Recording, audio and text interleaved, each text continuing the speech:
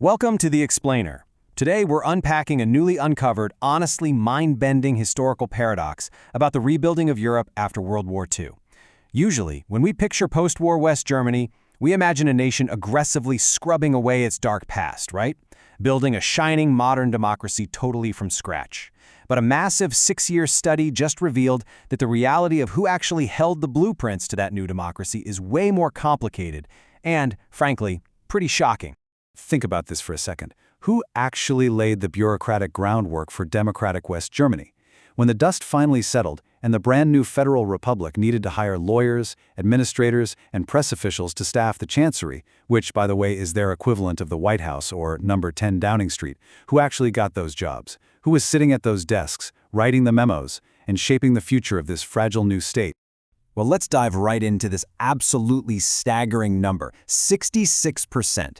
According to a massive joint study by researchers in Munich and Potsdam of the senior staff hired at the Chancellery up to the year 1958, an incredible 66% had previously belonged to the Nazi Party. And just to be clear, we're not talking about low-level clerks here. We are talking about the absolute uppermost echelons of the West German civil service.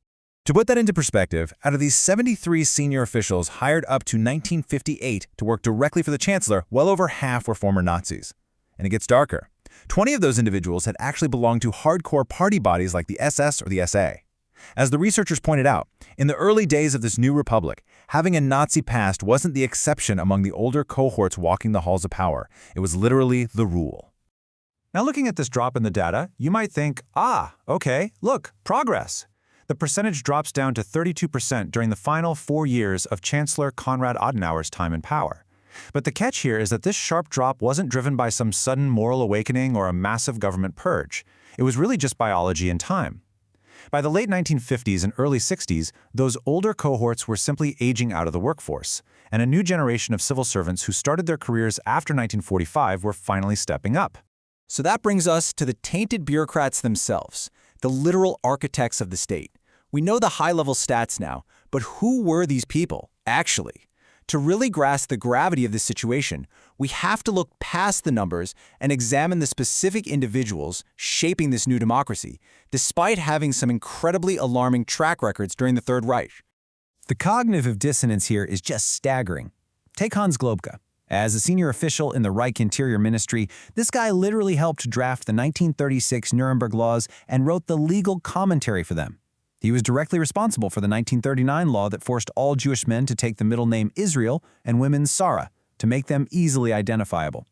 And yet, in the post-war era, this exact same man was Chancellor Adenauer's top aide for a full decade. He was the one running point on civil service recruitment for the new democracy. And Globke definitely wasn't alone. Take a look at Friedrich Wieland. During the war, he worked in the finance department administering the occupied Baltic states. He was at the absolute center of exploiting Jewish slave labor and plundering the possessions of murdered Jews. Under his watch, the number of Jews rented out as slave laborers more than doubled to nearly 14,000. But his post-war career, it completely flourished. He became the head of the Finance and Economics Department of the Chancery under Adenauer, and eventually even retired as a state secretary. So Globke and Wieland were absolutely not isolated incidents. As you can see, this was a systemic hiring pattern. You've got Rudolf Creeley, who administered the Sudetenland during the war, later handling the Federal Defense Council. Josef Rust worked in the banking department that systematically plundered German Jews. Post-war, he's working on the Marshall Plan. Felix von Eckart was a screenwriter for films championed by Joseph Goebbels. In the new era, he becomes the head of Adenauer's press office. These were the actual architects of the new Germany. This brings us to Adenauer's dilemma and the rationale behind all of this. It begs a massive, glaring question: why? Why on earth would the new, supposedly democratic West German government employ these men? Well, to understand this impartially, we have to look at the incredibly complex historical and geopolitical position of the man at the very top, Chancellor Konrad Adenauer. It's actually a deep irony that Adenauer himself was a victim of the very regime his new employees used to serve. He was ousted as the mayor of Cologne the moment Hitler came to power.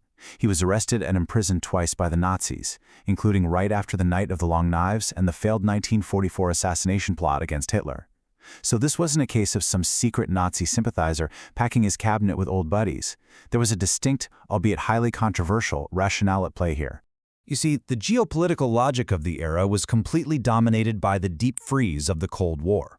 Adenauer believed that to survive at all, West Germany needed to establish a stable, functioning administration immediately. He ruthlessly prioritized raw administrative experience over clean records. Plus, as the Iron Curtain fell, a fierce commitment to anti-communism became the ultimate litmus test. Being a staunch anti-communist basically provided a bridge back to power for a lot of former Nazis. The Chancellery favored conservative, politically reliable lawyers with experience, and they were perfectly willing to look the other way regarding their pasts to get them. And the grim reality of the talent pool they were drawing from is perfectly encapsulated by this single number: 3. The researchers found that out of the 50 senior civil servants in the Chancellor's office who were born before 1918, only 3 had actively resisted the Nazis. Just 3. The vast majority had either gone along with the regime to preserve their careers, or they actively participated in it. If you wanted experienced administrators in the 1950s, you were overwhelmingly choosing from a tainted pool. Which leads us into this post-war public opinion war and the fight to protect the myth. Because what happens when these former propagandists get to utilize their new democratic platforms in the 1960s? Well, they didn't just quietly push paper. They aggressively engaged in a global culture war to protect West Germany's image abroad. The primary directive of this entire PR war was protecting what historians call the clean Wehrmacht myth. Basically, this was the false post-war narrative attempting to claim that the regular German army acted honorably, shifting all blame for wartime atrocities solely onto the SS. The German government pushed this myth so successfully that back in 1951, they even persuaded Dwight Eisenhower, the former Allied supreme commander in Europe, to issue a statement claiming the great majority of the Wehrmacht had acted honorably. They were so desperate to protect this narrative that the West German press office and its embassies literally went to war against American media. They furiously targeted popular 1960s US TV shows like Combat, The Rat Patrol, and Jericho simply because these programs portrayed regular German soldiers as the bad guys. And they didn't just send angry letters. They discussed organizing boycotts and applying intense economic pressure against the massive corporate sponsors of these shows. We're talking heavyweights like Coca-Cola, Colgate, and General Electric. There's a 1965 memo that brilliantly and brutally illustrates the lingering rot within the system. George von Lilienfeld, Bond's envoy to the U.S., who, by the way, was himself a former Nazi member who devised anti-American propaganda during the war, wrote a memo complaining about these American TV shows. He actually blamed their creation on, quote, the type of Jewish liberal who has great influence in the modern communications industry. The fact that a top diplomat felt completely safe putting that kind of blatant anti-Semitism into an official government memo in 1965, it just goes to show that the prejudices of these rehabilitated officials were still very much actively shaping West German policy.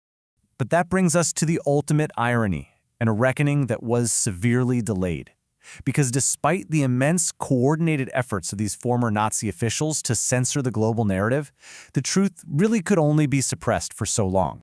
Looking back at the timeline here, the pattern is pretty clear. You have Adenauer taking power in '49, relying on these tainted bureaucrats, which leads to that massive 66% peak by 1958.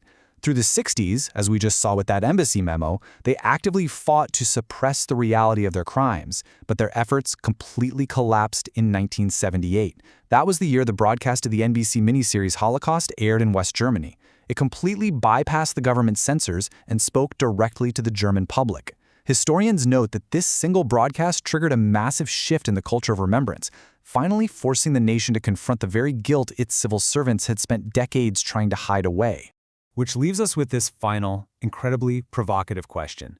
The ultimate irony of post-war West Germany is that the very men responsible for unimaginable horrors were given a second chance, and they used it to help build a stable, functioning democratic framework. But it was that exact same democratic framework, with its eventual embrace of free speech and historical transparency, that ultimately allowed a new generation of Germans to finally hold them accountable. So I leave you with this to consider. Can true democracy ever be built by the architects of tyranny? Thank you so much for joining me for this explainer, and keep questioning the history you think you know.